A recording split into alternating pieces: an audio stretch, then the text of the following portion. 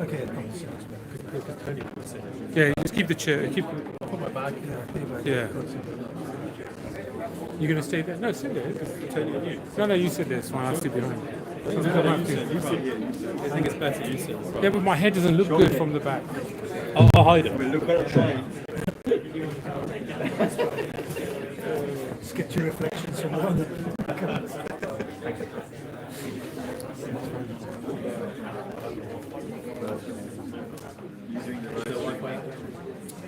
yes, I was.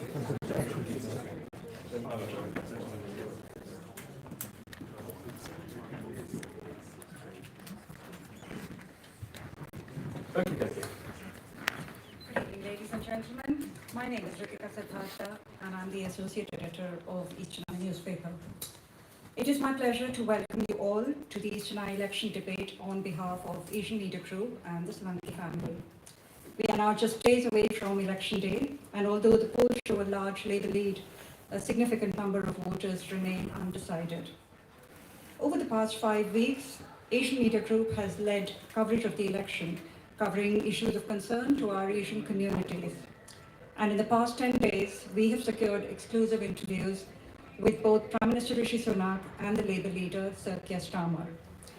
Asian Media Group is Britain's biggest Asian publishing house with an array of market-leading consumer and business titles, among them East Chennai and Garbi Gujarat News Weeklies, Asian Trader, Asian Hospitality, Pharmacy Business, India Weekly, the GG2 Power List, and the Asian Rich List.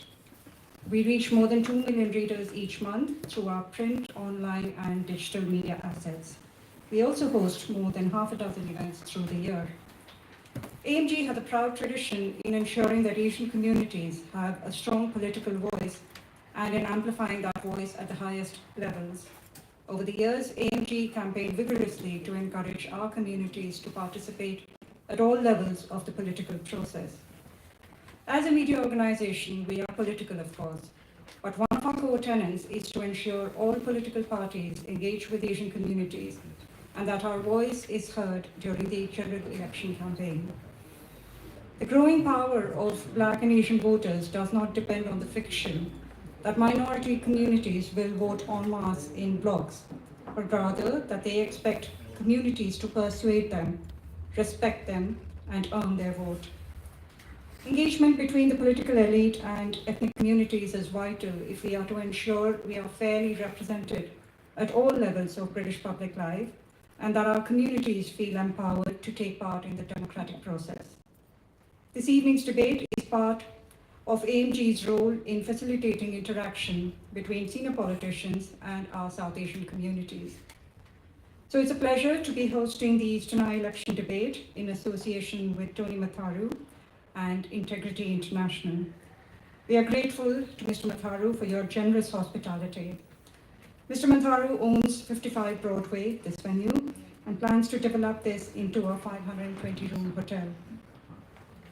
We are delighted to have here with us senior politicians from the 3 main political parties. May I thank our panel, Andrew Boff, AM, Chair of the London Assembly, Labour Party Chair and candidate for Oxford East, Annalise Dodds, and Lib Dem leader in the House of Lords, Lord Richard Newby, for taking time out of their busy schedule during this election campaign to be here with us this evening. There will be opportunities to ask questions to our panel, which will be moderated by East Chennai's editor-at-large, Pani Chaudhary. Following the debate will be a reception where you may also meet our panelists. Thank you, and I hope you enjoy the debate. I would like to invite Mr. Matharu to come and say a few words, please. Thank you.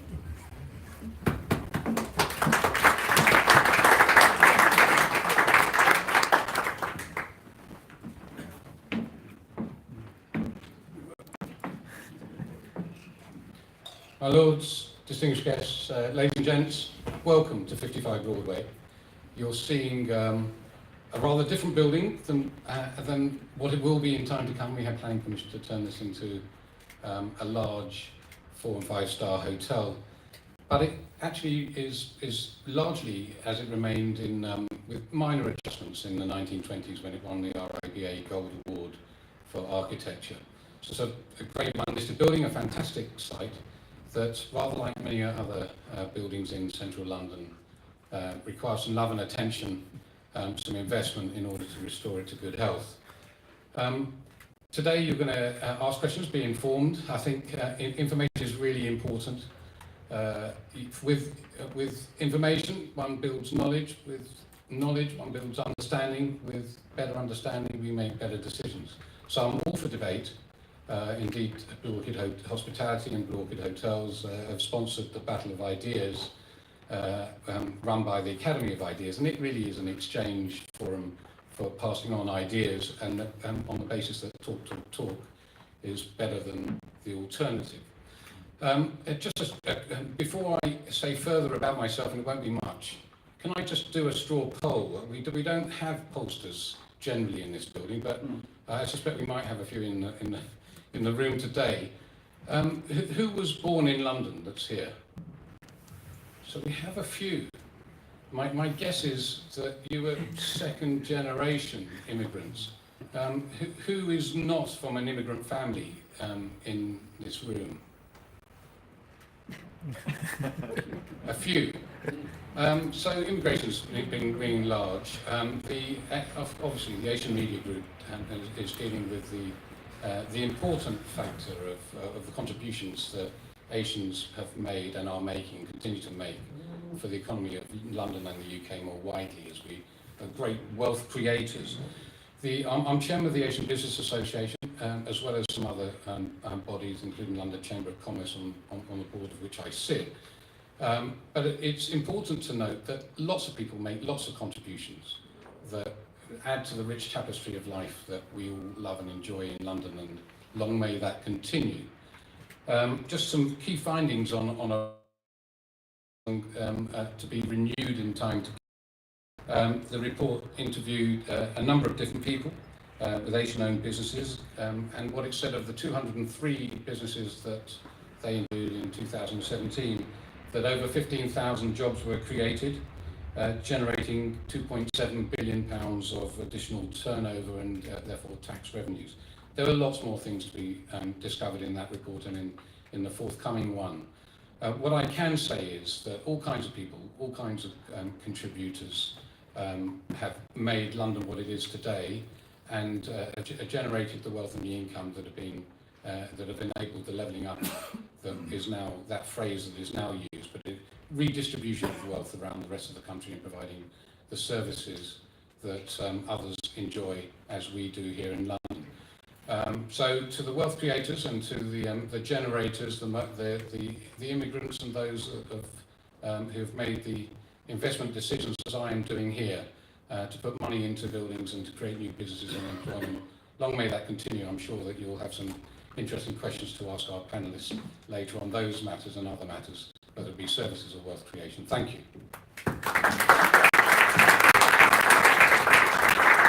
Welcome everybody, my name is Barney Chowdhury. I am an editor-at-large at Eastern Eye and also a former BBC correspondent. I've just spent the last 6 weeks doing a documentary about the South Asian vote, which you can hear on Radio 4. And it's very, very interesting to see how far we've come as communities, as different communities, in the way that we vote, in the way that we expect. No longer does Labour have the name button. All the parties are trying to get our vote. So what you hear tonight, what you do tonight, and how you vote on Thursday is going to be really, really important. It's your chance to ask questions, and also let me give you the format of the evening. Each candidate, each party will have 2 minutes to give a synopsis of what their party means, especially to the South Asian voters. Then they'll be open to questions from the audience, some of which I've got here, and then will have a minute to wrap up right at the end. So let me start off with Annalise Dodds, who is the Shadow Minister for Equalities and Women, the Chair of the Labour Party. Excuse the feedback, we're still sort of doing bits and pieces here. Hopefully on Friday morning, you will no longer be a shadow, you hope. Well, who knows? The power is in your hands, of course, and that's one of many reasons why I'm absolutely delighted to be here with you all tonight. It's such a privilege. Very grateful to the Asian Media Group for organising this, and to all of you for coming along. I should say, as well as chair of the Labour Party, I'm Shadow Secretary of State for Women Inequalities, because Labour believes that issues of equality need to be given a seat at the cabinet table, that we need to have that high-level leadership on matters of equality, and I'm going to talk about that in a moment. But just first of all, I wanted to say, of course, we're only 3 days away now from what we hope will be that huge chance for change for our country. Because wherever I go in the country, and I've now been to 36 constituencies, I've met many people from a variety of different Asian communities in doing so, I hear the same things. I hear from people that they have huge ambition for themselves, for their families, their kids, for the businesses they work in, but they don't believe those ambitions are matched by the government. And Labour is determined to match people's ambitions. So we've set out plans to deliver the economic stability that's needed, with an industrial strategy, with reform to business rates, also those changes needed for our public services to get our National Health Service off its knees and fit for the future, get the additional teachers we need into our schools, and make sure we have local economic plans for every part of the country. And we're also determined to tackle inequality at the same time with our plans for a new Race Equality Act and to make work pay. So I'm really pleased to be here with you to talk about those plans, but also to talk about how we need to do politics differently too. That's really critical for Labour. We've had a period with too much sleaze, with too little respect for voters. We're determined to change that in the future if Labour's given that chance to serve. Thank you. Let's move to, that was exactly 2 minutes, so thank you. Let's move on to Andrew Bob. I've got to say that I was just so enamoured with Andrew when he stood up in the middle of the Tory conference and had the temerity to challenge Suella Braverman. Andrew, over to you. Yes, well, I'm still in my job. I don't need Suella in. But anyway, first of all, we do face a choice on Thursday, but I'm not going to insult your intelligence to try and persuade you that there is going to be a Conservative government on Friday morning. I don't think that's going to happen. But what I do think is important for democracy is that any incoming government does have a credible opposition. And what will not happen, there will not be a credible opposition if this tactical voting game that is being played by the Lib Dems and the Labour Party, because the Labour Party has largely fooled an awful lot of other parties into believing that they have to vote tactically in order to get rid of the Tories, when actually all those smaller parties are now realising that they've been fooled, and it was actually the tactical voting that should have been put in place to stop the Labour Party getting a huge majority in Parliament with no opposition. And why does the Labour Party need opposition? Because we know from its history there is no Labour government that hasn't increased unemployment. There is no Labour government that hasn't taxed us more than we need to be taxed. And this is especially important for people from immigrant communities. Immigrant communities come into this country to earn money for their families, don't want it then taken by the state. And the fact is that that is what a Labour government will do. They'll tax the enterprise out of you, and the tax, they often say, which will only come from the rich, will actually come from you and I. So make sure we have a strong and credible opposition to Labour, because without it, we're heading for some really rocky times. Andrew, thank you very much indeed. Annalise, you'll have a chance to rebut in a second, I'm sure. And let's go finally to Lord Richard Newby, Leader of the House of Lords for the Liberal Democrats. Thanks very much. In this election, the whole country is clearly crying out for change, isn't it? So we believe that this change should consist of a fair deal based on 5 principal themes. First, we've got to fix a broken economy by investing in renewable power, home insulation and infrastructure, and by training a workforce for the future with a new expanded apprenticeship system and support for lifetime learning. We've got to fix the broken public services, particularly the NHS and social care. We've got to guarantee more timely access to GP appointments, to an NHS dentist, and for those with cancer, to a speedy start for the treatment. We've got to tackle this crisis in social care by introducing free social care, paying care workers better, and supporting unpaid carers with carers' leave and respite rates. We've got to fix the broken environment, starting by tackling the sewage crisis. We turn water companies into public benefit companies, ban directors' bonuses, and replace Ofwat with a regulator with real teeth. And we fix our broken relationship with Europe by rebuilding trust. For example, allowing young people to spend time living and working in the EU and moving towards rejoining the single market, which is what our businesses desperately need. And we fix our broken political system, starting with the introduction of proportional representation in Westminster. This election will almost certainly produce a grotesquely distorted outcome in which the number of seats won will bear very little relationship to where votes are cast. And this undermines faith in the system and feeds discontent. All these changes move Britain towards a fairer, more equal society, which is what the country is now looking for.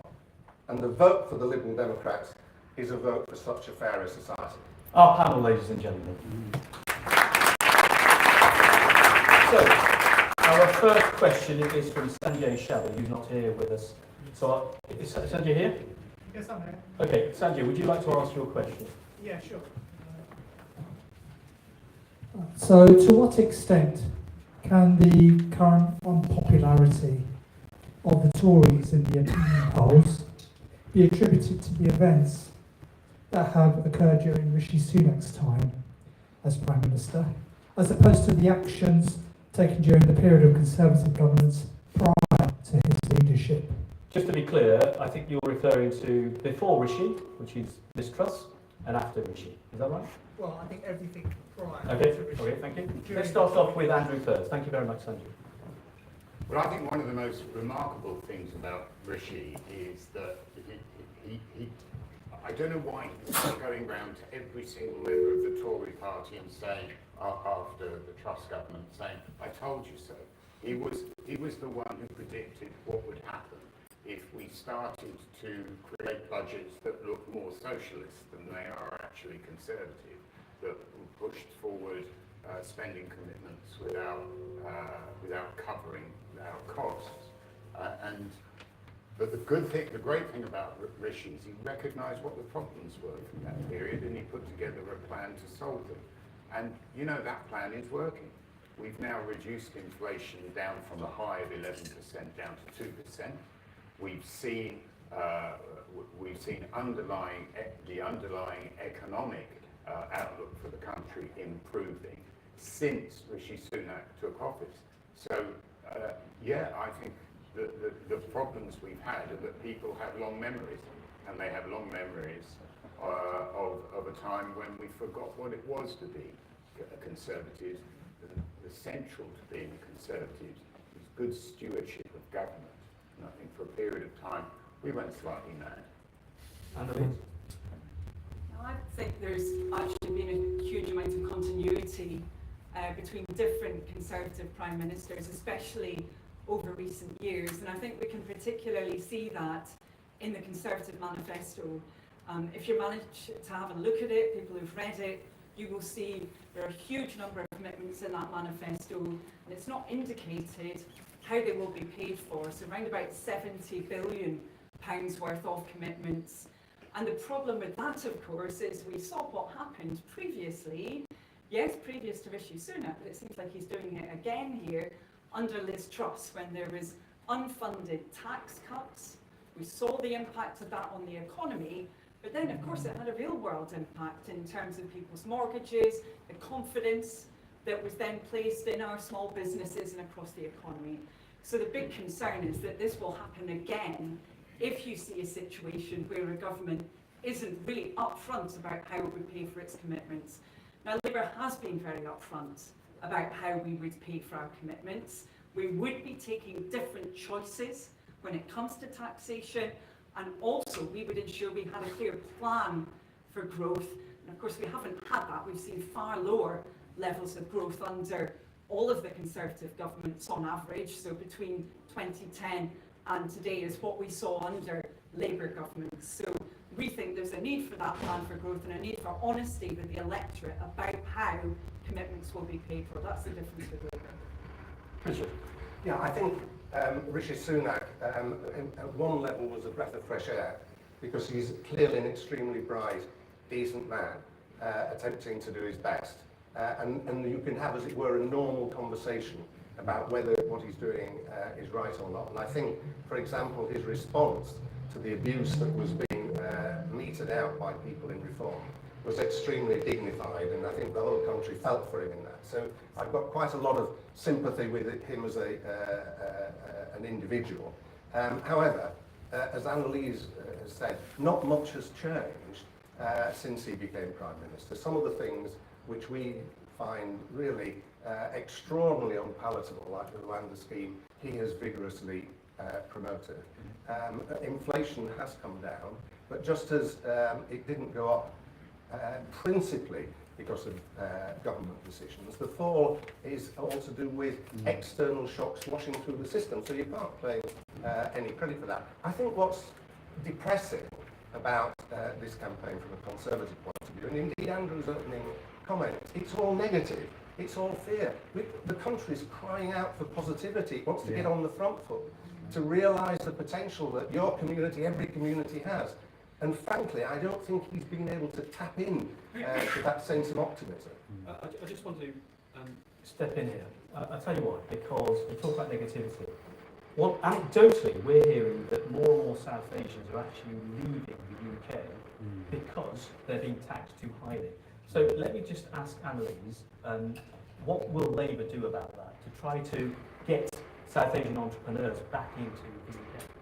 Yeah, so we're very concerned about the situation when it comes to taxation for working people. If we continue, as the Conservatives have been doing, then we'll see taxes being at a 70-year high. And many people are feeling that impact. Labour's instinct is always to say we want to ensure that taxes are not going up on working people. We've said that we wouldn't raise income tax, VAT or national insurance for that reason. I think that's important, but what about the entrepreneurs that we're hearing who are leaving Britain? So I'm very concerned to hear that, genuinely. And I've had many discussions with entrepreneurs. I know they were concerned to understand Labour's plans around business taxation, particularly corporation tax, and Rachel Reeves set that out very clearly quite a long time ago, actually, to try and provide that certainty that's so important. But I have to say, one of the biggest issues that I've had raised with me by entrepreneurs is they feel there hasn't been stability from government, there hasn't been economic stability, there's been no clear growth plan, and that often is the biggest issue that they've been mentioning to me, and issues around the workforce as well that I'm sure we'll come on to. Andrew, this has come out on the Conservative Party's watch. That's the anecdotal evidence we're getting. Yeah, I think the reason they're leaving is probably because they're anticipating a Labour government. That's possibly why. Because we know we know what happens under Labour. We absolutely, and you talked about negativity. Britain's got a very positive vision about reducing the tax burden on British people. We have an aim to effectively remove national insurance for most people, and it's costed. Unlike with Labour, after a 4-year period, they're still shy of £38 billion. Now, where is that going to come from? It's not going to come from a magic money tree. It's going to come from you and I. They are going to tax you more to fund their schemes. You know it, and I know it. That with a Conservative government, we try to keep the lid on tax, and with a Labour government, they try to push it up as much as they can. And history doesn't tell you any different. Come back. Well, actually, the fact that we're heading towards that highest tax rate in many decades does tell you something very different. We didn't have a pandemic before, did we? So I don't want this to become a kind of spat between us two. It's not very edifying and enjoyable, and I appreciate that. I would just say to people, it's really worth having a look at the Labour manifesto in the back of that manifesto, because there you see the precise costings for Labour's plans. I'm afraid you haven't had that. Okay, in terms of so fairness, worth having a look at. in terms of fairness, do you have a point there? I do. When I talk to businessmen, the things that they're worried about has been the chronic instability in recent years, the complete lack of a strategy and an industrial strategy, and also the terrible problems small businesses are having who now want to continue trading with Europe, which the government has done nothing to address. The other thing about tax, I start at the other end. What sort of public services do we all think a civilised society should be providing people? And once you agree on that, and we probably would agree, the next question is, how do you raise the money to pay for that fairly? And the key thing about taxation to me is not the absolute level so much as the fact that it should be borne fairly. Because as a society, we all depend on strong public services for our own personal well-being, and any government should be looking to provide those, and this government has failed to provide them. I think actually a little bit to and fro is what political debate is about, Annalise, to be honest. I mean, if we all agreed, why bother with an election? But people aren't leaving because the tax burden is getting lower. They're leaving because the tax burden is too high. And what I want to hear from the Labour Party is which taxes they're going to cut, not which ones they're going to increase, because we know they're going to increase taxes. No, but the problem is, though, with that national insurance removal, that there's been no indication of whether this means pensions will be removed as we know it, whether we're going to see other changes to taxation as a result. And as I said, it all comes down to whether the means for paying for these changes are set out transparently so that everyone can see before they take that decision at the ballot box. That's Labour's approach. With our manifesto, you can go and look at those back pages, see for yourself, or a very different one where we don't have an indication of how changes will be paid for. And we saw the impact of that under Liz Truss, and people are still paying for it, and we don't want to go back there again. Okay, is Gary Eccles in the room? Yes. Can we get a microphone to Gary, please? Gary is the CEO of Tartar Beverages.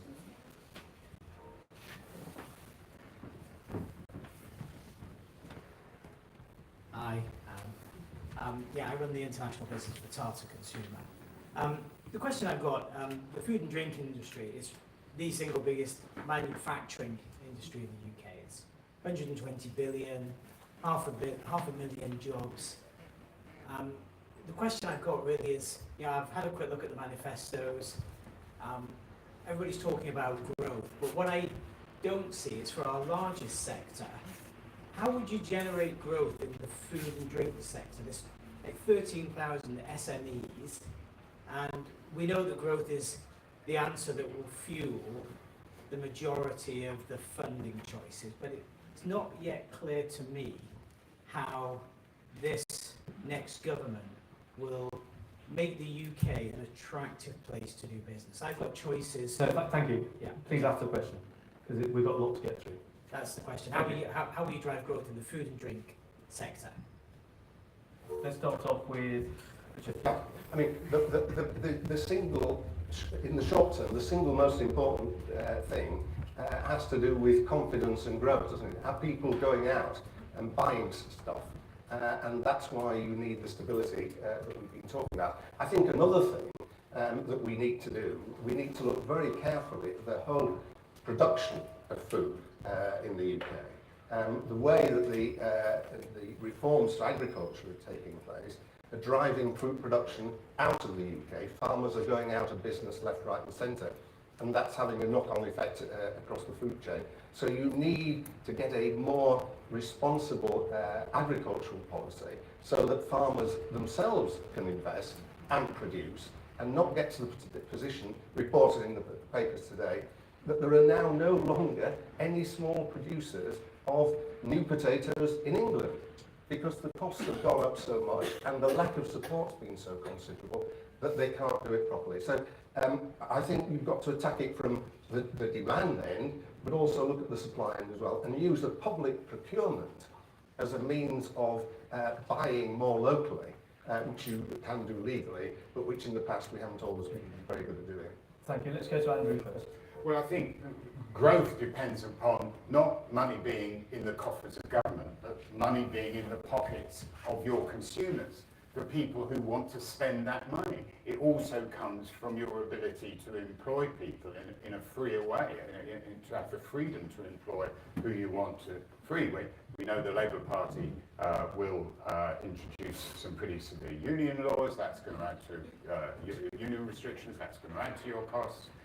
We know they won't cut tax, and you know that the Conservatives will. And that all has a downward depressing effect on your markets. I speak as somebody who's spent early years of my life working for what used to be called Grand Metropolitan. Now they call them Diageo. In fact, Diageo paying me my pension. So I'm very, very grateful to the drinks industry, may I say. But without those customers, you're not going to grow. You're just not going to grow. And I'm still yet to hear from the Labour Party what taxes they're going to reduce. We know that people on lower earnings and below have had their taxes cut considerably over the period of this government. Under Labour, that's going. Okay, Annalise, I can see steam coming out your ear. Yeah, I'm sorry to repeat it again. It's not just coming from the Labour Party, it's also coming from the Institute of Fiscal Studies. Many economists are clear that overall the tax rate on working people has been going up. I think that's just a fact that as I say, it's not just the Labour Party saying this. You talked about, I think really powerfully, the significance of food and drink as a manufacturing sector, and the fact that it's actually the biggest sector in the UK, and I'm really pleased that you pointed out that fact, because far too often it is forgotten, it's not focused on as one of our manufacturing strengths, and it should be, and we should be really proud of that industry. I certainly am. I know that Johnny Reynolds is our business Shadow Secretary, most definitely is, and we need to make sure that we have a government that will work in partnership with you, with the food and drink industry. It's incredibly important. We've not had that clear strategy in partnership for a very long time. Theresa May talked about having an industrial strategy, but then it was put back in the drawer. Another of those instabilities that we've seen in chops and changes. We want to make sure instead we have a long-term strategy in partnership for critical sectors like food and drink. And then we do need to focus on the workforce. And what I hear from people who work in food and drink so often is the biggest challenge for them is about having skilled staff within their operations. That means we've got to be making sure, for example, we sort out the apprenticeship levy. It's not working for many manufacturers at the moment, including in food and drink. We've said that we would fix it.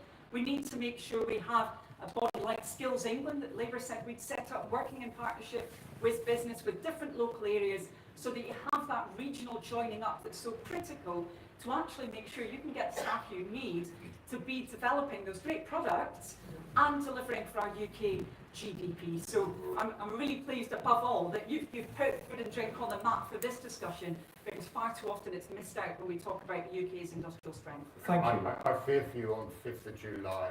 You know, like Ronald, I'm reminded of Ronald Reagan. There'll be a knock on your door, Gary. There'll be a knock on your door, and a nice, well-dressed chap will turn up and say, "I'm here from the government. I want to help." And that should fill you with terror, absolute terror. You've got to make sure that you're as free from the control of government and some of these industrial strategies, whose only effect is to actually suppress enterprise. So can I just say, Andrew, your government set up such a strategy around life sciences. Actually, many people would say it was a success. I would say that as well. I'm a Labour politician, but I think actually under the Conservatives that strategy worked well. Working in partnership is something that we can do very well in our country. We did it very well during the COVID period, actually working together. We need to be ambitious about this and positive, optimistic, I would say, rather than being worried about it, let's seize those opportunities. Partnership is good, but too often the Labour Party thinks that industry is working for the government, and they're not. Okay, let's open it up to the audience. Does anybody, the gentleman at the back there, I'd ask you to ask a question rather than make a statement, please. Would you identify yourself?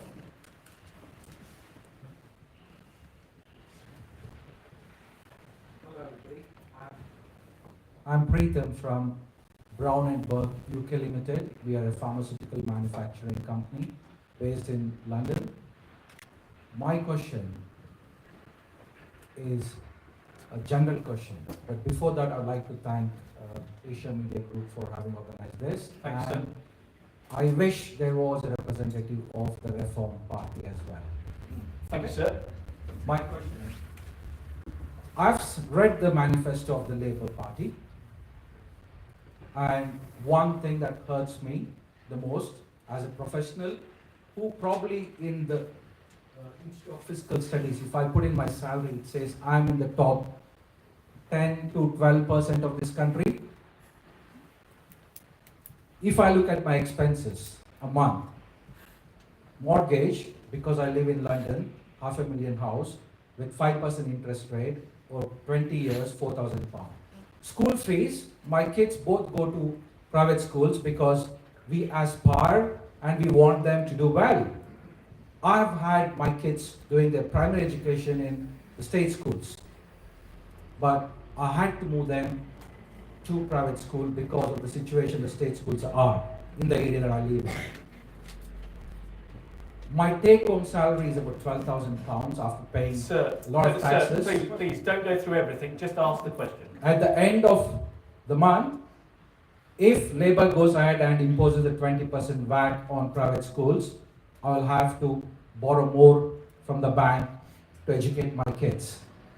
Sir, Are you going to stop this? That's my question. Can Labour stop this of imposing VAT on private school fees? Okay, back to Annalise, please.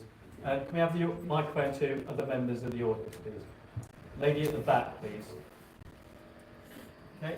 Yes, answer the question. Okay, excellent. So thank you very much. And obviously we do want to hear directly from people how they're feeling about Labour's plans.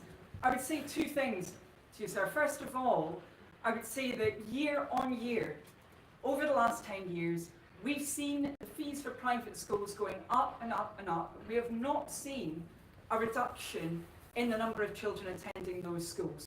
And again, that body, that independent body, the Institute of Fiscal Studies, has looked into this in a huge amount of detail, and they've suggested that actually many schools will seek to absorb those costs, but that in other cases, as I said, as the fees have gone up, you've not actually seen a reduction in demand. But the other thing that I would say relates to the discussion we were just having. We've had a situation previously where there have been unfunded promises made by government, where they've not been clear about where the money's going to come from to pay for things, and that's led to economic instability that's impacted on everyone. Now, Labour will not do that. We will always be clear about how we'll pay for our commitments. We have said that we will remove that VAT exemption for private schools. Why will we do it? We'll do it because we have to be clear about how we will improve schooling for the 93% of children in our country who don't attend private schools. You were absolutely right, Preetham, if I can say so, to draw attention to the challenges that we see in the state sector. That's why Labour is determined to do something about them, to employ over 6,000 additional teachers, but we have to say how we'll pay for that. And that's why we've been changing the tax regime for private schools. Okay, what I'm going to do, I'm going to take a couple of questions for the panel, please, not just for one individual. Hi, this is the panel.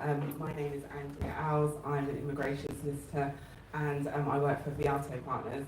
I represent around 250 multinationals across a number of different industries, and their concern really does remain the same, which is that they really want to have a diverse workforce. They're really interested in having graduates come from other countries to teach us as well as learn from the companies themselves. And they kind of feel that the immigration policies that are currently here kind of impact that. So I just wanted to know your thoughts. Okay, thank you. Can we pass the microphone to somebody else as well, please? Hello, my name is Meera Kaushik and I work in the creative sector. I would like to know what each of your parties are offering to the creative industries / creative sector. Okay, thank you, Meera. Thank you. One final question before we go. Yes, my name is Hemant Patel. I have a question on health inequalities. I'll read it out. Despite ongoing investments in the NHS, health inequalities continue to widen and have done so for quite some time, particularly affecting the most deprived communities in our country. Recent reports indicate that issues such as rising infant mortality rates, increased levels of preventable diseases, diabetes, cardiovascular disease, respiratory diseases, cancer, and declining life expectancy disproportionately impact these communities, and I'm talking about core 20+5. What specific steps will your government take to address these growing health inequalities and ensure that the gap in health outcomes is narrowed? Thank you very much. So let's start off, sorry, Tony, just bear with us a second. Let's start off with the immigration question first. Let's start off with Richard, please. This is the question about diverse workforce. Yes.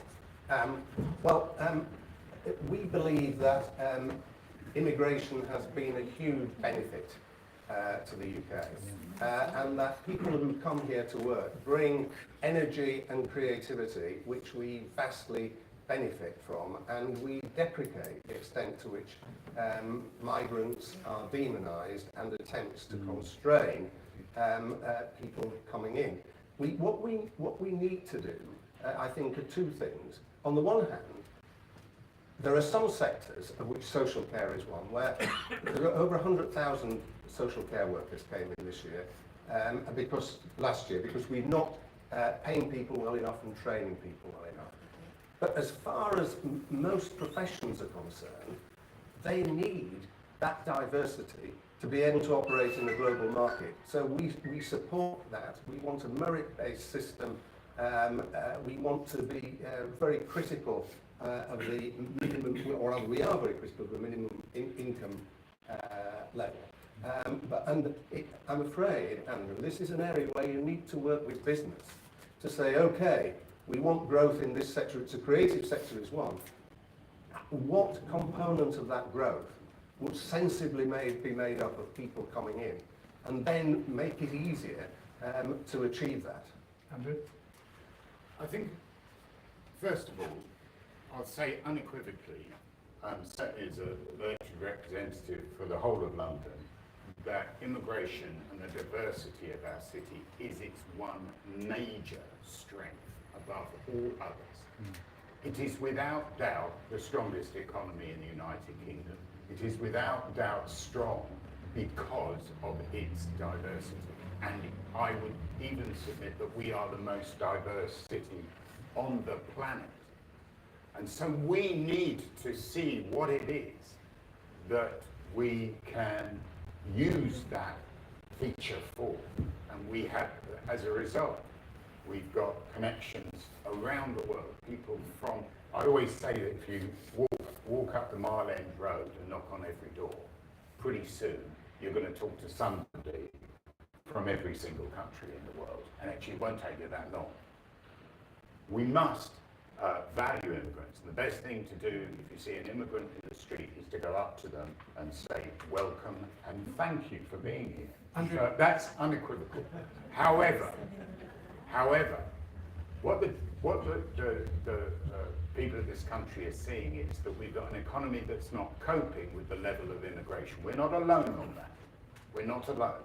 And countries throughout Europe are struggling with how they can cope with that. We've introduced a points-based system that tries to make it as fair as possible for people to come to the United Kingdom to work. But what the most important thing is that we've got to reject the narrative put around by some parties, like what is it called? Reform. No, not Reform. They were the French ones. They were the National Front. But those and Reform. That there is something wrong with immigrants or wrong with immigration. We need to reject that 100%.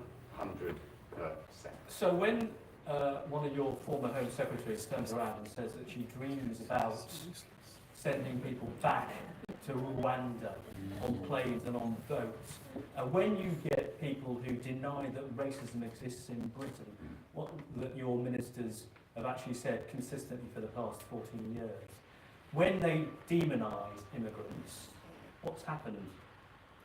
They shouldn't. And I think I've got a bit of a track record on ensuring that doesn't happen. You shouldn't be demonising immigrants.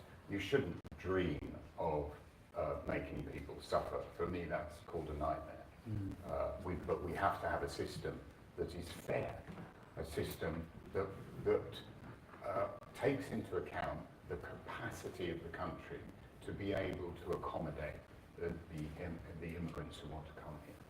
Annalise, what's the Labour, if it isn't Labour, what's the Labour government going to do?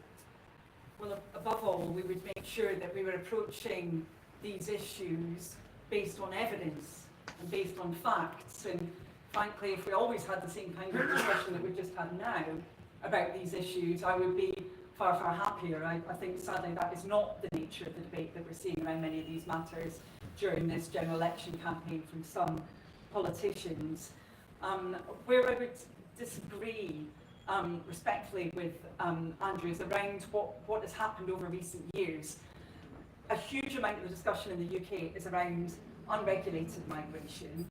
Now, Labour's position is that we should not be seeing people putting their lives at appalling risk by trying to come over via the channel, that's incredibly dangerous, that we've got criminals who are making a lot of money out of that, and that we need to take action. That's why we set out plans for a new border security command. So we really want to deal with that. We've got a plan to deal with it, not the Rwanda scheme, which I think just about everybody would say is just simply not going to work, as well as being unethical in our view. Most of the discussion is focused on that. It hasn't focused on legal migration, regulated migration. Now, there has been a change around that in recent years. It was referred to a moment ago. We've seen a very significant increase in particularly health and social care visas, up by about 150% over last year. Also a very big increase in work visas. Now, of course, those people are coming to our country and making a huge contribution. They're the people who are staffing our social care homes. They're people who are working in our NHS.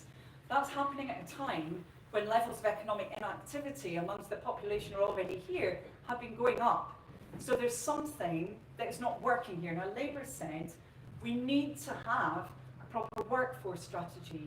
We need to end the situation where some employers can employ people from other countries and actually pay them less and be legally able to do that within our system.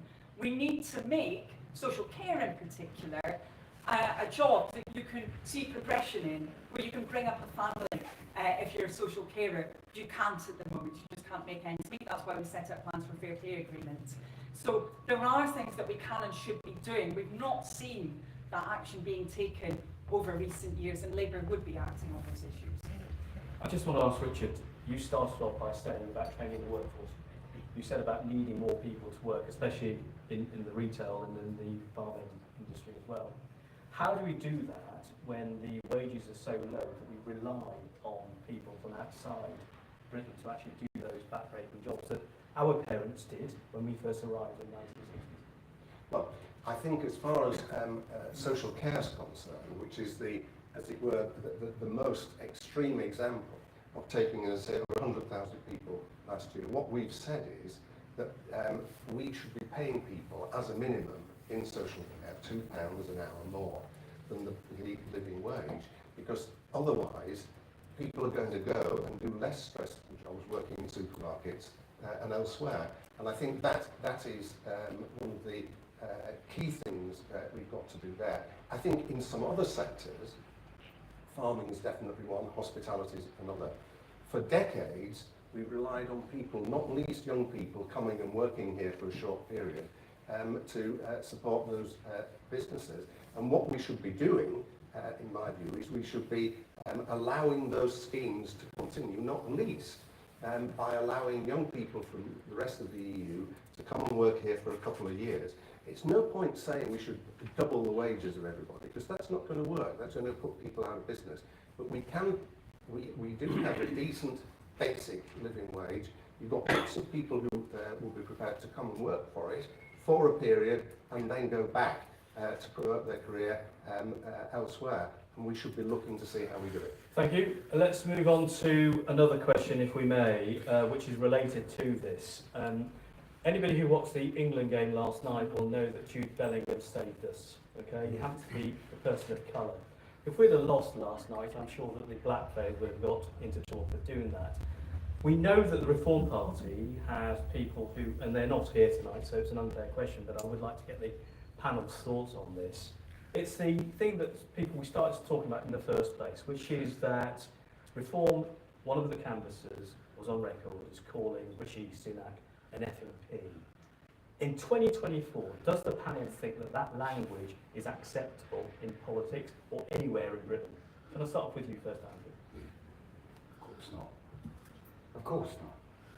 The P word, the N word, all those other words that we know about, and keep up there, we can recognise them, but never ever use them. Of course not. And it's disgraceful that somebody who's supposedly a representative of a political party found themselves using that word. That's what. I thought. I remember fighting the National Front in the 70s. Yes, I'm that old. In West London, in Southall. There it was constant. That abuse was constant. And we must never go back to that time. We must never let those words back into our vocabulary.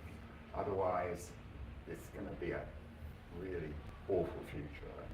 And I just wish with Reform, rather than saying, oh, well, they're not Reform candidates anymore, but please carry on voting for them. I'm sorry, that's not good enough. That really is not good enough. Annalise? Well, I think you'll find agreement amongst all of us. It's absolutely appalling. I really strongly agree with what's just been said, but also what was mentioned before. I think, regardless of any kind of heat of the election campaign, when that was said about Rishi Sunak, and obviously I've kind of met him, spoken with him before, I was very, very upset about it. I think all of us were. And I think what he said about his kids was extremely moving. Actually, we should be moving forward on this rather than backwards, and it is terrible to see that kind of language being used. And I have to say that I have heard from some Labour activists, and possibly other parties are seeing this as well, that when you see that kind of language being reported or apparently being tolerated, it horribly seems to send a message that it's all right for people to start using it back on the doorstep to different people of colour who might be campaigning. It's never all right, and we have to be absolutely clear in our rejection of it. Before we go back to the audience, can we just wrap up the question about creative arts? What would you do? Well, I think the creative sector is, as you say, hugely important. It's a bit like food and drink. It's one of the unsung heroes of the British economy. It's one of the few sectors where we are absolutely world beaters. I'll just mention three things that would, I think, help promote the long-term viability and success of the sector. First of all, we need to change the curriculum so that more young people are being taught creativity at school instead of the core skills. There's been a big reduction in the teaching of music and drama, and the curriculum needs changed to deal with that. Secondly, we've already mentioned the apprenticeship levy, but many employers in the creative industries in reality have no access to that process. And recruiting, sponsoring, training young people is much more difficult than it should be, because there are huge number of young people want to work in the creative sector. The third thing, and the specific thing that's caused a problem for musicians, of course, is that the Brexit has meant that they've not been able to travel freely across the EU, and we have not been able to have the benefit of European musicians working here. So sorting that out so that you get back to the situation where, if I'm a friend of mine's a professional singer, he used to be able to get a call this morning, as it were, get on a plane and sing in Frankfurt tonight, and then get another call and sing in Milan tomorrow. Well, you can't do that now. And that's absolutely crazy, and it's just got to be changed. Thank you. Annalise? Yeah, we've set out as the Labour Party a creative industries strategy, so we've been working very hard on this with Thangam Debonair, who's our lead on cultural media and sporting issues.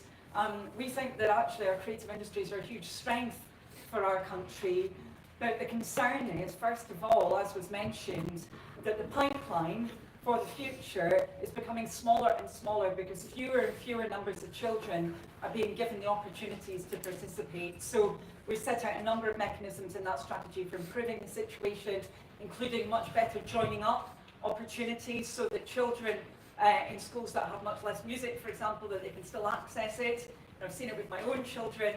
I push for them to have access, but the other kids just didn't, their parents didn't know that it was a possibility for them, so we'd make sure to act on that. Make sure there was access for facilities as well. I was at Winner Studios a few days ago, an incredible facility in the UK. We need to make sure that we've got those across our region, so there's access for entrepreneurs, for people who want to participate. And then finally, we need to deal with that touring issue as well, so that our performers can actually have access to the European market in the future. Andrew? And this is fully funded. We want to invest almost 500 million a year into the hundreds of cultural organisations throughout the UK. Sometimes culture looks like a bit of a ghetto. You know, they're in certain places and you have to travel miles to get there, and it appears inaccessible to young people to get involved. So we need to spread that out a bit more, so more people realise the joy of those cultural organisations. We want to sponsor 15 national museums and galleries and provide free admission, because people have got to be given that bug for culture, and you don't get that if there's prohibitive entry fees. One of the things that, I mean, we could go on forever about culture, actually, quite a lot, but one of the things I think it's important, what we shouldn't do is take a lead from Sadiq Khan in London, and I hope he has nothing to do with the cultural output of a Labour government, where we've seen the nighttime economy basically evaporating before our eyes in London as a result of what he's doing. I've been born and brought up in London. It used to be a much more exciting place, and I do hope that they're not going to repeat that. Okay, thank you. I'm going to take 3 questions, please. That gentleman there first, lady over there, and then Mr. Matari, please. What happened to the question about we'll come on to that. Trust me, we'll come on to health inequalities. It's a big, big topic for us. Hello. Thank you for the opportunity for the question. I'm a pharmacy owner. Been a pharmacy owner for 25 years. Stats currently are saying that more pharmacies are closing per week than pubs, 10 per week. Where do the respective parties sit on that? And secondly, something that keeps getting mentioned here, I'm also the owner of one of the largest apprenticeship companies in England, for pharmacy in particular, and you keep mentioning the levy. What is your position on the levy? Thank you. So that's a pharmacy question. Lady over there, please. Hi, I'm Shilpa. I'm also, like my colleagues, from Community Pharmacy North East London. I'm the CEO, and I suppose my question is very similar. So, you know, we've seen a number of community pharmacies close over the last few years. We have seen real terms funding drop by 40%. What is your party's future on the role of community pharmacy within the community, and are you prepared to put more funding into community pharmacy? Okay, so funding on pharmacy. Tony Mather again. Thanks very much for allowing me this question. I'd like one observation and then a question Tony, can we just which I have a asked question? myself. Can we just have a The question? observation is that about being proud and together and optimistic, and how the hospitality sector and food and drink is incredibly important. And the question I ask myself, and I now ask you, is if I've got £700 million and I want to invest it, why should I invest it here? Why should I invest it in this building, create jobs, employ consultants? Why would each of you respectively suggest that I should invest that money, and for what purpose? Thank you. So let's start with the pharmacy question first and the funding. Richard. Yeah, I think one of the challenges I've got with the pharmacy is the tariff that you've received has been frozen for a very long time, hasn't it? Which is clearly unacceptable. But the more important thing, I think, is to be more positive about the role that community pharmacies can play. And it gets back to the question about improving health outcomes. At the moment, we have a tremendous bottleneck in GP surgeries. And some of the things that are causing that bottleneck could be done by pharmacists. And they're willing to do it, and we've been completely unimaginative in shifting some of the, not the responsibilities, but the capabilities out of the GP practice and to pharmacies. And that's something that we would support and put the funds in, because it's, compared to what's happening at the minute, it's a relatively cheap win. But funding means that the pharmacists are closing avenues. What can Labour do about that? Yeah, absolutely they are, and it's extremely concerning, and I've met with some of the local pharmacies, as you'd expect, in my area, and I'm continuously hearing the same thing. A little bit as was mentioned, they stand ready and they serve local communities already. They were absolutely critical during the COVID period. May I say that might have had something to do with the nighttime economy, but anyway, having problems, but they really were important during that period. And I agree with what's been said around giving them additional functions, making sure that that then supports the financial model of community pharmacy in particular is going to be really critical. We've seen a bit of an increase, obviously yourselves will be very well aware of this, bit of an increase in prescribing through pharmacies. I think it's 6 or 7 conditions I think that now can be dealt with through pharmacies. It's working incredibly well. Labour said we want to ensure, oh well, okay, maybe not, but we need to get it right, and then we need to look to be expanding that into the future, and above all to ensure that we do have those accessible pharmacies. Really quickly on apprenticeships, what we find too often, you know, your kind of organisation will be critical for us to deal with this in the future to improve it, is that too many businesses are saying they're unable to spend that levy money, they're not able to make use of it. I think we've seen some really interesting innovations and pooling of funds that have been very important, often using kind of bigger organisations to help them with this. We've said we really want to build on that to make sure that actually that apprenticeship funding is working for business up and down the country. Would West Streeting hold a summit with community pharmacists, meet them to find out exactly what's going on, what he can do if he becomes health secretary, to try to solve the stories that we're hearing? Well, I obviously can't compel my colleagues to do exactly what I wish I could. However, my understanding is that he has had quite a lot of discussions with community pharmacists already, because he is very concerned about this high rate of closure. In some areas you're ending up with kind of pharmacy deserts actually in different communities. It's often the communities that have the highest need for a pharmacy that are suffering from this. So I'm sure he would want to, and I'll certainly pass on that idea about a summit to him. Thank you. Andrew.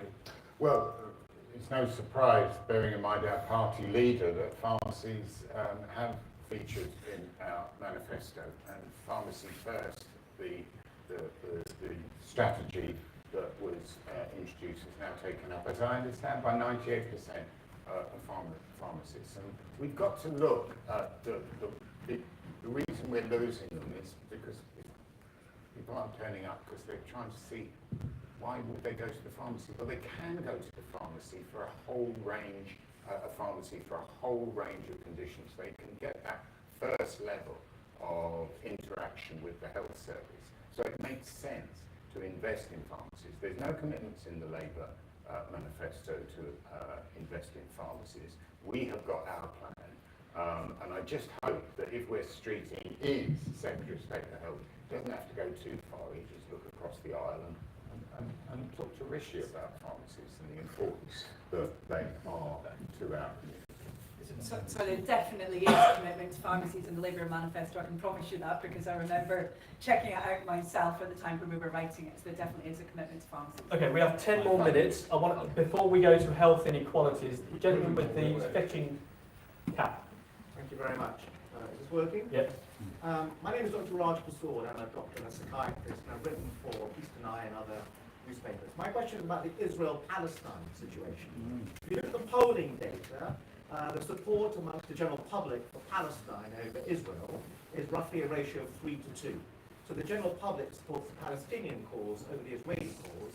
Much more it would appear to be than our ruling classes and our ruling government, ruling class and ruling parties seem to understand and reflect.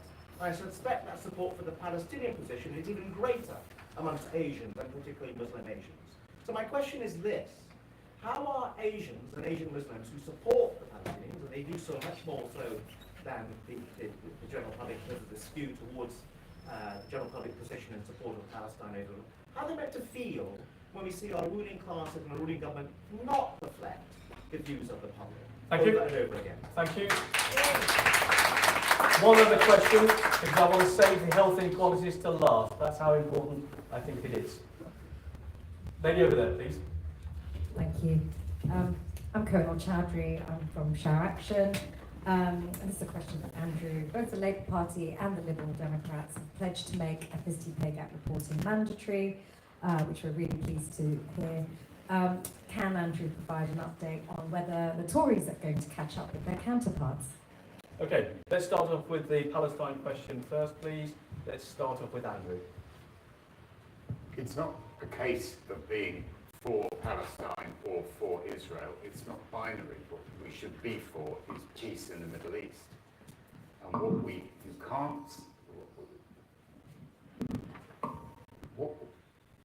on October the 7th last year, an attack was made, a particularly vicious attack was made against a music festival where young people were having... Andrew, rather than, I think the audience knows about that. Yes, thank you. Can we get to the question, which was... About the 40,000 Palestinians have been slaughtered since. It's not a racist position. Jewish lives seem to matter a lot more to you than Palestinian lives. Raj. Perhaps if I can finish.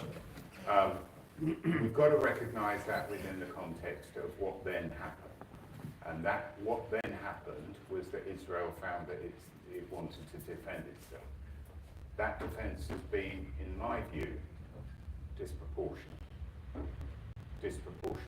But what you can't take from Israel is its right to defend itself. Do Palestinians not have a right to Raj, defend themselves? Raj, Yes, please, they let do. him answer the question. Yes, they do. Thank you. Annalise. Yeah, I've discussed this, as you would expect, with very many people, particularly those who've been involved in conflict resolution attempts at that in Israel-Palestine, and of course with my constituents as well. I have to say the strongest message that I hear is absolute desperation for an end to the bloodshed. That is what I hear. That's the strongest message. Rather than people saying that there needs to be kind of different camps on this, they just say they want to see an end to the bloodshed.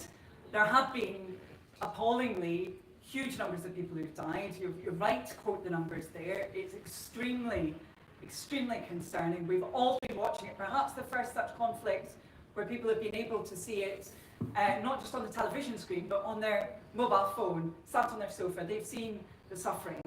And that means we have to have an immediate ceasefire. Of course, that needs to include the release of hostages. It has to include an immediate surge of aid into Gaza. We then need to build towards a two-state solution that has in theory been a commitment for many different Western governments, but where the diplomatic work has just not gone in. Let's be frank about this. We've not seen that commitment coming over the last few years.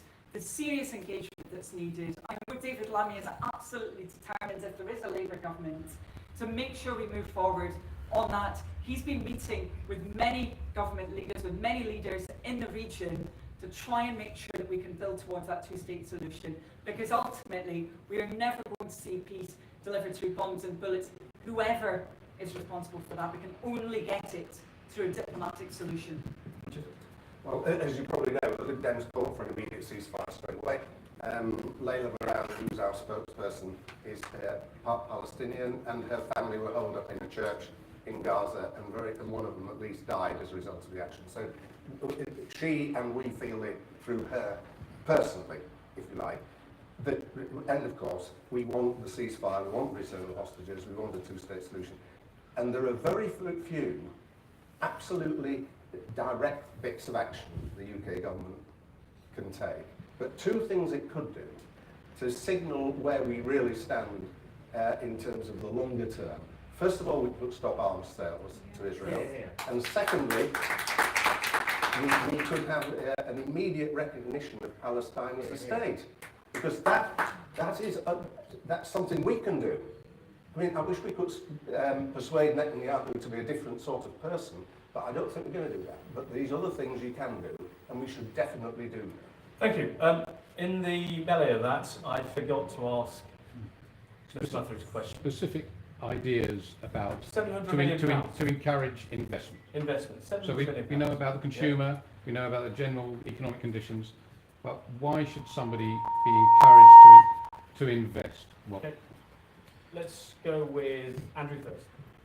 I think because currently we have a government that encourages business, that he wants to set up a tax regime that is favourable to investment, that isn't going to take away that money through tax, through prohibitive charges, through trade unions legislation that will make it difficult to employ people. So that's how you encourage business. Richard? I think you need to know that you're going to be operating in a stable environment for a start. That's why you need an industrial strategy, and why we think that there are a number of areas where investing in the UK, compared to virtually anywhere else in the world, makes absolute sense at the moment. London, you talk about. London is a vibrant place, it's going to stay a vibrant place.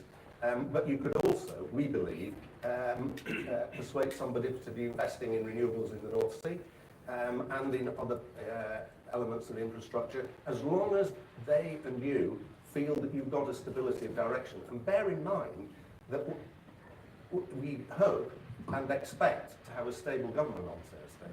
You're not necessarily going to be able to say that about France, about America, about many other places where you might invest. I think that stability matters, but the basics in the UK are very positive for a whole series of sectors which require a lot more investment now. I mean, I think your original question was, should you invest here? And I would say yes, absolutely invest here. Any specific measures? Yes, well, exactly, because this country can become, we believe, the best place in the world to do business. It really can. We know we've got the foundations, we've got the innovation, we've got an amazing workforce, but there are ingredients that are missing. We've not had, and I don't want to sound like a stuck record, but we would agree we've not had the economic stability necessary. That has been a problem. Labour would put in a fiscal lock and our fiscal rules. That would be a very early measure coming from Labour to deliver that. We would make sure... What does a fiscal lock mean?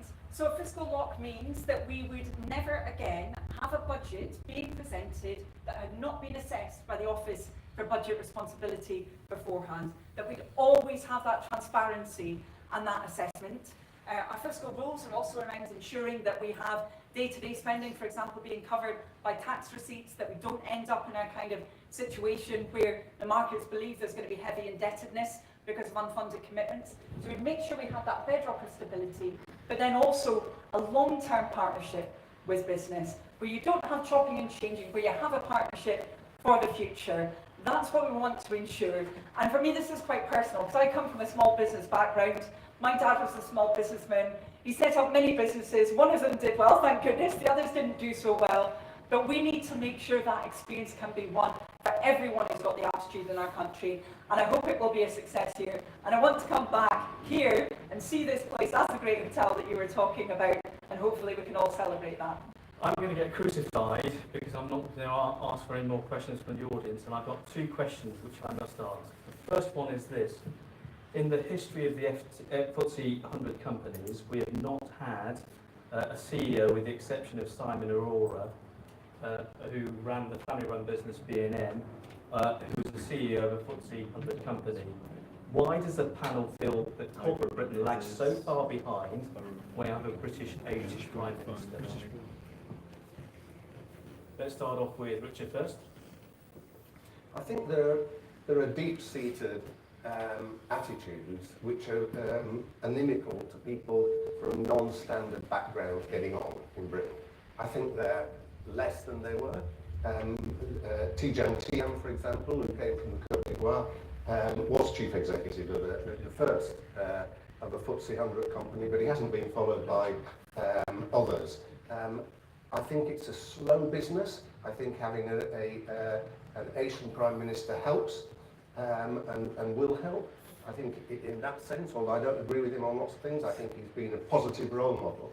And I hope that in the future, as we see in all, not just business, but in police, in a whole raft of sectors below, we're seeing more people of an Asian background at the middle management level and the slightly higher than that. I just hope that the role models that we have seen, small as they are, help propel that growth to continue and accelerate. Andrew? The FTSE 100 is largely a representation of companies of the past. I've got a feeling that companies of the future will be much more diverse because we have the environment to invest and to succeed in this country. So my advice to those Asian-led companies is get bigger. Annalise, is there anything that Labour can do if it forms the next government? Could it be a quota? Could it be something that forces payment out of? Could it impose taxes? Could it do things that can actually force companies to hire British South Asians as CEOs? Well, I would say two things in response to the overall question. First of all, we do believe, and actually this was picked up on in a previous question, we do think it's important to understand what is going on around both recruitment and progression, especially in large companies and businesses. We've not just kind of talked the talk on this as the Labour Party, we've walked the walk as well. We have engaged in ethnicity pay gap reporting within the Labour Party. For our employees, we actually found it very useful indeed, because we were able to work out where there were blockages, where we needed to be doing better. We found it to be very helpful. We think that's important for companies of 250 plus employees. But I would just say as well, we do need to focus on entrepreneurialism, because Andrew put his finger on it, actually, if I may say so. We see a higher rate of entrepreneurialism among Black, Asian and other ethnic minority people. But where there's a problem, though, is precisely about that growing part of the piece. And I do think there's something government can do about that. I don't think we should accept the current situation. We've looked at the evidence here, and it strongly indicates a major problem is access to finance. So you've got that higher rate of entrepreneurialism, but it's not leading into more medium-sized and bigger businesses. So we said we would, for example, get the British Business Bank to be reporting on this, have a key performance indicator on what's going to ethnic minority entrepreneurs. That way we can start to drive that change. Because if we just wait for it, it's taking too long. The entrepreneurialism is there, the drive is there, but the finance isn't, and we need to do something about it. Thank you. The final question was that which was from the audience, from Hemant, which is about racial inequalities and disparities in health. We've been through a century disease called COVID and pandemic. We saw NHS frontline workers disproportionately die as a result of it. We've seen that when it comes to the treatment of Black women in maternity services, they die, and when it comes to obesity, when it comes to heart foundation, when it comes to heart disease, when it comes to kidneys, when it comes to liver, the South Asians and diabetes, it's the South Asian communities. What are your parties going to do to try to rectify the health inequalities which exist in 20th, 1st century Britain? Well, it's short. We saw this very, as you say, accentuated during COVID, and there are some long-term health conditions that you can pin down to particular ethnicities. Diabetes is one, for example, which has a much higher incidence amongst people, Asian specifically. What matters is to get the health service working properly and make sure that we have the right tools in place to identify early some of those problems. That's why we're committed to rolling out many more community diagnostic clinics around the UK in order to identify things like cancer early. And I think where the health service does definitely need to do better, it should have been needing to do better since I was a kid, is that early and local ability to be able to get a checkup and find out what you're susceptible to, what you may be carrying with you. So it does involve building more GP surgeries, introducing more GP appointments, but fundamentally we have to not ignore the fact that certain diseases affect different communities in different ways, and as a health service we respond to that. Richard? I think you've got to shine a spotlight on it for a start. We've said we need a racial policy strategy that covers the NHS, both covering treatment, covering employment. So, and I think that's a start, because then you'd be able to make sure that those problems which disproportionately affect people from certain communities can get the funding they need. The other thing, though, which is a general point, if we had a proper public health strategy, that would deal with everybody who are suffering from some things. And one of the most scandalous things to me is the majority of children who go to hospital go because they've got dental problems. I mean, that's preventable. Why aren't we doing something about it? We should. Thank you. Annalise. We believe that we need to take action across the whole NHS, but then we also need to be bearing down on inequalities. So we have made commitments around having 40,000 more appointments a week. We pay for that by dealing with some of the gaps in the tax system, around tax dodging, etc. How we would make sure that we were delivering those additional dental appointments, improving access to primary care and public health. But we do have to bear down on inequalities, because what you see at the moment is that, for example, pregnancy is leading to different outcomes for different ethnic groups. That's the reality in the UK. So we've known about that, for example, for a long time, but we have not seen the change needed, and we've not had accountability. So Labour would introduce a target for reducing Black maternal mortality and Asian maternal mortality. We think we've really got to drive that change. That means accountability, so you need a target. We think you need to have race equality action plans for every integrated care board. And we also think you need to ensure that clinical trials are reflecting our country as it is. They do not reflect our diverse population a lot of the time. That means when people are taking those new drugs or getting those new treatments, they may not be appropriate for them. So we need to make sure there's change. Again, an area where there's been a lot of talk, but not delivery. And the Race Equality Act that we've committed to would make sure that there's change in those areas. I think there's something, I mean, if that's the last question, we might end up agreeing, which is really dangerous situation. I think too often when we plan services, we plan them for the average Brit, and we tailor them to the average British person. Now that average British person isn't disabled. They may not be an ethnic minority. They may not have. That average British person have their underlying health condition. And so we need to stop thinking about the average Brit and start planning services across the range of what makes up this brilliant country, this brilliant, diverse, multicultural, multi-ethnic country it has. And on that positive note, I'm sorry.